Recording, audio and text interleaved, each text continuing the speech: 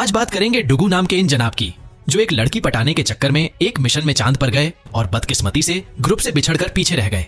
लेकिन तभी उसे पता चलता है कि पृथ्वी तो एक एस्टेरॉयड टकराने के चलते खत्म हो चुकी है।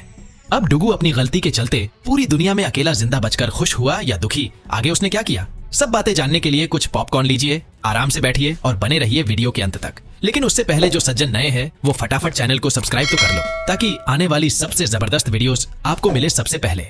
हाँ, तो कहानी की शुरुआत धरती की तरफ बढ़ रहे एक मैसिव एस्टेरॉयड से होती है, जो अगर पृथ्वी से टकरा गया तो जैसे डायनासोर्स का अंत हुआ उसी प्रकार इंसानों का भी सफाया हो जाएगा।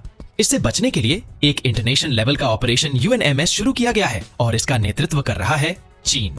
इस ऑपरेशन में प्लान बनाया जा रहा है कि एस्ट्रोनॉट्स की एक टीम चांद पर जाएगी और वहां से इस एस्टेरॉयड पर परमाणु हमला किया जाएगा, ताकि एस्टेरॉयड को छोटे छोटे टुकड़ों में तोड़ दिया जाए और चांद को एक ढाल की तरह काम में लिया जा सके। 8 साल की कड़ी मेहनत और प्लानिंग के बाद फाइनली मिशन को अंजाम दिया गया। इसी बीच एंट्री होती है हमारे मेन हीरो डुगू युए की। जनाब, काम में तो कुछ खास कमाल के नहीं है, लेकिन जिद करके प्रोजेक्ट में चांद पर पहुंच गए, वो भी हुनर दिखाने नहीं बल्कि क्रश के चक्कर में।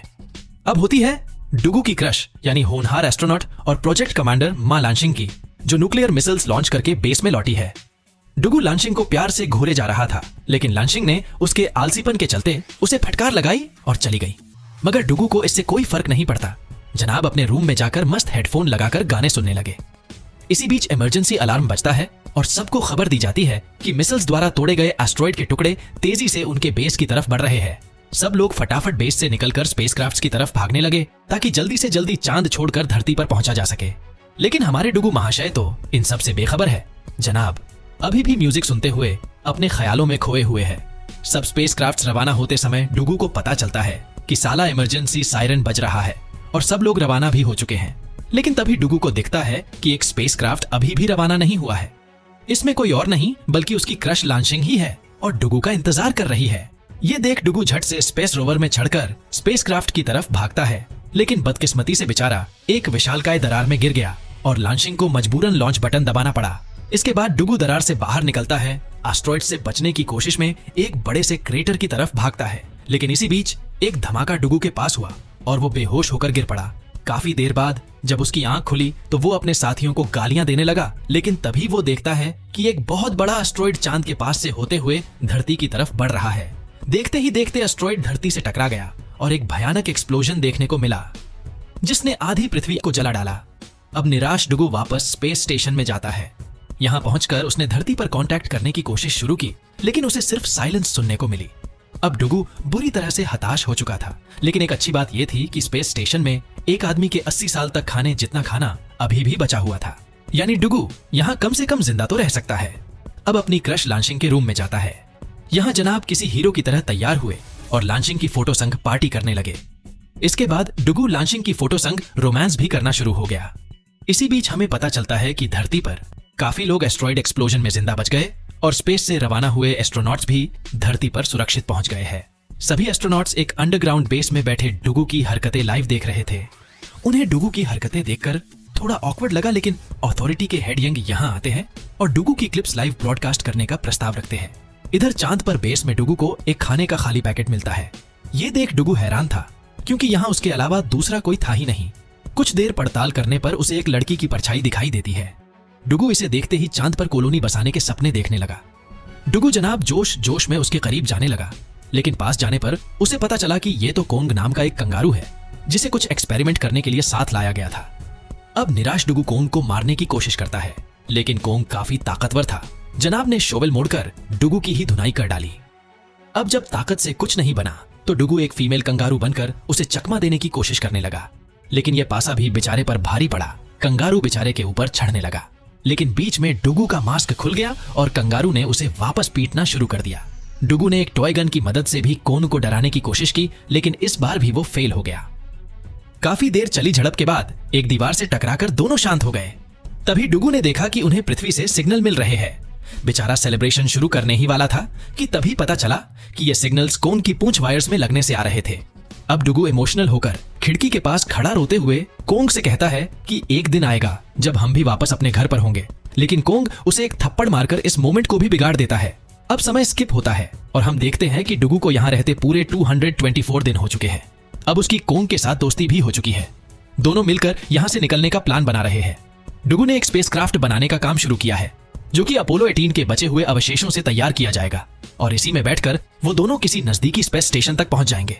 एक दिन डुगू और कोंग दोनों अपोलो स्पेसक्राफ्ट के पार्ट्स लेने बाहर जाते हैं और जैसे तैसे इसे अंदर ले भी आते हैं, लेकिन सामान देखकर उसे पता चलता है कि ये तो सिर्फ 20 पाउंड वजन ही उठा पाएगा। अब डुगू के पास सिर्फ एक ही ऑप्शन था और वो था दूसरे प्रोपल्शन सिस्टम की खोज करना। कुछ देर पड़ताल करने के बाद डुगू को पता चलता है कि चांद पर मौजूद एक पुराने बेस पर एक न्यूक्लियर मिसाइल प्रोटोटाइप पड़ा है। अब डुगू अपने कंगारू दोस्त के साथ स्पेस रोवर में बैठकर दूसरे बेस के लिए रवाना होता है जो चांद की दूसरी साइड पर मौजूद था। यहाँ पहुंचने में डुगू को कई दिनों का समय लगने वाला था। अब देखते ही देखते रोवर की बैटरी गुल हो गई और रिसर्चर्स के मुताबिक डुगू बीच रास्ते में ठंड से जमकर मरने ही वाला है। लेकिन तभी लांशिंग को पता चलता है कि डुगू जनाब एक प्लान के मुताबिक चल रहे हैं। वैसे वीडियो अगर पसंद आ रही है तो आप नीचे मौजूद लाइक बटन भी दबा सकते हैं, ये बिल्कुल फ्री है। हाँ, तो डुगू का प्लान ये था कि वो असल में ऑपोजिट डायरेक्शन में मूव कर रहा था ताकि सनलाइट पूरे 14 दिन से पहले उस तक पहुंच जाए। डुगू का आइडिया काम किया और उसका रोवर बंद होने के कुछ ही देर बाद सूरज उगना चालू हो गया और रोवर की बैटरी भी चार्जिंग शुरू हो गई। डुगू एक बार फिर से अपनी राह पर निकल पड़ा, लेकिन अब उसे नींद के चलते उसकी परेशानियां बढ़ने लगी। मगर यहाँ खुशकिस्मती से कोंग उसे जगाए रखने के लिए साथ था। एक लंबी जर्नी के बाद दोनों फाइनली उस खंडर बेस पर पहुंच गए। अंदर जाकर डुगू ने प्रोपल्शन ढूंढा और बड़ी ही सावधानी से नीचे उतारने लगा, लेकिन यहाँ कोंग ने मस्ती शुरू कर दी और इसके बटन से खेलने लगा, जिसके चलते डुगू ने उसे एक ट्रेलर में बंद करके छोड़ दिया। अब डुगू कोंग के ट्रेलर और प्रोपल्शन को रोवर से बांधकर ले जाने लगा, लेकिन रास्ते में खड्डों के चलते कोंग का ट्रेलर रास्ते में डिटैच हो गया और काफी पीछे भी छूट गया क्योंकि डुगू तेज म्यूजिक सुनने में मस्त था। सैकड़ों किलोमीटर आगे जाने के बाद डुगू को पता चला कि उसकी गलती के चलते कोंग पीछे रह गया और अगर उसने कोंग को नहीं बचाया तो ठंड में जमकर उसकी मौत हो जाएगी। मगर दिक्कत ये भी थी कि अगर डुगू वापस पीछे गया तो सनलाइट चली जाएगी और कोंग के साथ साथ वो भी यहीं मारा जाएगा। डुगू ने एक बार तो रोवर को आगे बढ़ाया, लेकिन फिर उसका मन नहीं माना और जनाब कोंग को बचाने वापस मुड़ गए। ये नजारा देख पृथ्वी पर लाइव न्यूज देख रहे सभी लोगों की आंखें नम हो गई। कुछ ही देर बाद डुगू अपने दोस्त कोंग के पास पहुंचा तो कोंग उसे कुछ इस तरह से चाटने लगा और प्यार करने लगा। इसके बाद दोनों रोवर में बैठकर भागना शुरू करते हैं। दोनों ने खूब कोशिश की, लेकिन फिर भी सूरज देखते ही देखते छिप गया। लेकिन डुगू ने फिर भी हार नहीं मानी और बची हुई बैटरी से पावर सेविंग मोड पर गाड़ी चलाना जारी रखा। डुगू ने हीटर भी बंद कर दिया, जिसके चलते दोनों की हालत ठंड में जमने जैसी हो गई। इसके कुछ ही देर बाद अंत में गाड़ी की बैटरी खत्म हुई और दोनों बेस से 45 किलोमीटर दूरी पर फंस गए। साथ ही साथ अब उनके पास ऑक्सीजन भी सिर्फ 3 घंटे की ही बची है। दोनों गाड़ी से बाहर निकले और अपनी मौत आने का इंतजार करने लगे। इसी बीच डुगू ने देखा कि कोंग अपनी टॉर्च की परछाई का पीछा कर रहा है। ये देखते ही डुगू के दिमाग में आइडिया आया और जनाब ने तुरंत अपने रोवर का गेट तोड़कर इसे कंगारू से बांध दिया। इसके बाद डुगू ने कंगारू के सामने अपनी टॉर्च की तो ये दौड़ना चालू हो गया और डुगू इस पर चढ़कर आगे बढ़ने लगा। कुछ ही देर बाद रास्ते में एक खाई आई, लेकिन डुगू ने कोंग को आगे बढ़ते रहने के इंस्ट्रक्शंस दिए और जब इसे पार करने में एक्स्ट्रा फोर्स की जरूरत पड़ी तो डुगू ने कोंग पर लगाए नाइट्रोजन टैंक्स को खोल दिया और इसे जेट पैक की तरह काम में लिया। इसी तरह दोनों बेस तक पहुंच गए। यहाँ कई दिन बीत गए। फिर एक दिन डुगू को अपने टीवी पर सिग्नल्स मिले और वो खुशी से झूम उठा, लेकिन इस बार भी ये सिग्नल्स कोंग की छेड़छाड़ के चलते आए थे। इसी बीच हम देखते हैं कि एक और विशालकाय एस्टेरॉयड पृथ्वी की तरफ बढ़ रहा है। अब डुगू पूरी तरह से हताश हो गया क्योंकि उसे लग रहा था कि धरती पर सभी इंसान खत्म हो चुके हैं और उसका जाना भी अब इम्पॉसिबल है। ऐसे में डुगू ने गिव अप करने का फैसला लिया और कोंग को गुड बाय कहकर अपनी जान देने बाहर निकल गया। इधर लांशिंग सभी लोगों से अपील कर रही थी कि जिसने हमें जीने की आस दी, अब उसे एक आस देने का समय आ गया है। आप सभी एक एक फ्लैश लाइट लेकर बाहर खड़े हो जाए। डुगू अपनी जान देने ही वाला था कि तभी उसे पृथ्वी पर लाइट्स दिखाई दी और उसे यकीन हो गया कि धरती पर जीवन खत्म नहीं हुआ है। डुगू खुशी से झूमता हुआ सीधा कम्युनिकेशन मॉनिटर पर गया और फाइनली उसकी बात हो गई। इन लोगों में लांशिंग भी थी। डुगू उसे देखकर काफी खुश था। अब रिसर्चर्स ने मिलकर डुगू को स्टेप बाय स्टेप समझाया कि उसे अपने स्पेसक्राफ्ट को तैयार कैसे करना है। कुछ ही समय बाद जब स्पेसक्राफ्ट पूरी तरह तैयार हो गया तो एक दिन डुगू ने लांशिंग को बताया कि उसने UNMS क्यों ज्वाइन किया। डुगू बताता है कि मैंने पहली बार इस जॉब का ऑफर ठुकराया था, लेकिन जाते समय जब रास्ते में मुझे तुम दिखी तो मैंने तुम्हें पाने के लिए इस जॉब के लिए हामी भरी।